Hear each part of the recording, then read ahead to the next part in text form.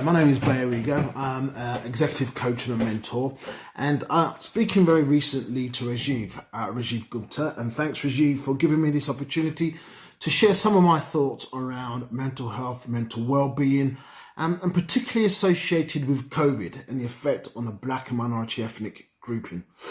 COVID, well, we've all endured it. It's been long-lasting. It has been devastating. It has been really difficult across the board for us all.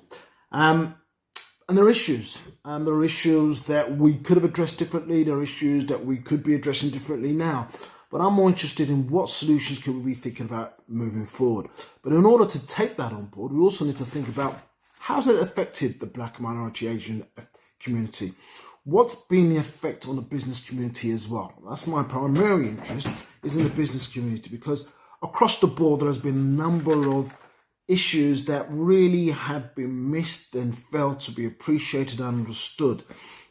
Without shadow of a doubt, on a socio-economic level, we have been highly represented in numbers in terms of the effect on our mental well-being, physical, and also social and healthcare.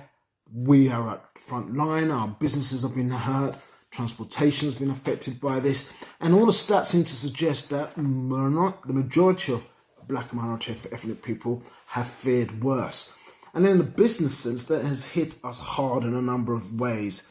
If you look at how or what the stats say around grant applications, restricted grant applications, sources for funding, we haven't fared well. If you look at the major parts of the business sector, economy that have been hit hard, we've been hit hard as well. Hospitality, food, catering, transport, amenities, entertainment, where you would see a predominance of Black and minority ethnic businesses have been hit hard. Do you know how much we produce a year in terms of a financial economic blueprint on the economy? 250 bill. That's a lot of dosh. It's a lot of money. And yet, if we look at the wider picture, the bigger picture, there hasn't been a really good process or a platform to address this. I've been fortunate enough to be working with the likes of Diana Crouch, who is part of the all-party parliamentary group for Black and minority ethnics in Parliament, working on a BAME COVID response. And I reckon you should go and look at that paper, look at that document. It is full of data and details as to how and why we've been so affected, but most importantly, some solutions to address that. And I'd like to share that with you too. Access to finance. As a business owner, myself, entrepreneur, working with some of my clients, one of the main things that they've been frustrated with is access to finance, or no access to finance. Not because it hasn't been out there, but it hasn't been promoted or shared in a way that they could find accessible and or transparent. There's the issue of trust. We all know that within certain communities, trusting other communities can be very difficult. Tailored business support. Well, let's be fair, there hasn't been any really. If you have coaches and business advisors and consultants running around left, right and centre trying to make it the money, it's going to be very difficult for the smaller minority ethnic groupings who are primarily micro business, individual businesses, just started up, going out to seeking that support. Financially, it's going to be crippling through them.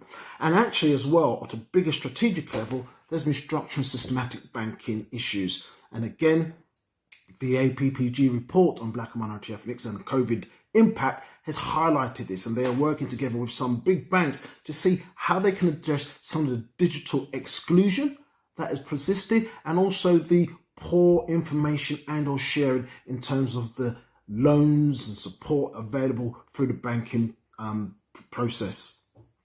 One of the things that I think and I feel strongly about is community-based services.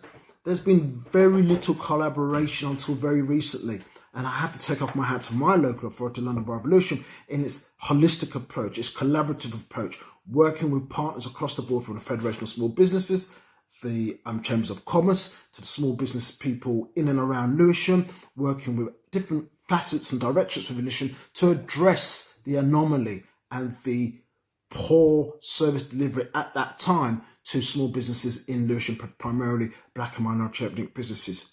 So what we're going to do to move forward, what I would suggest is that we look at some of the main criteria. One size does not fit all. There is a process, obviously, that needs to be followed, but this needs to address some of the systematic failures that exist already. I've already talked about a holistic and collaborative approach that many local authorities are taking. London Revolution is doing that. Digital inclusion is key to moving forward and enable small businesses to take advantage of technology and take advantage of the disparate situation that they may find themselves in. And I like to think about local community support, a local burgeoning business community that can support the smaller businesses, and the predominance of black and minority ethnic businesses in this space requires that local community support. And with that comes improved communication and consultation. The idea that it is out there doesn't mean it is out there for those who aren't told it's out there. It's how we communicate it's out there. That's going to be key. Build confidence, build trust, improve communication, create collaborative mechanisms to engage with these businesses so that there is an understanding and a know-how in order for these businesses to grow. I am talking and working with the likes of Rajiv Gupta and various platforms to really bring to the fore the needs of the small business community, and primarily the black and minority ethnic business community. If you want to know more, my socials are out there. I'm on LinkedIn, I'm on Facebook, I'm on Instagram. Bayo at Igoh Coaching. That's all you need to do. It's great talking to you. I look forward to participating and contributing more.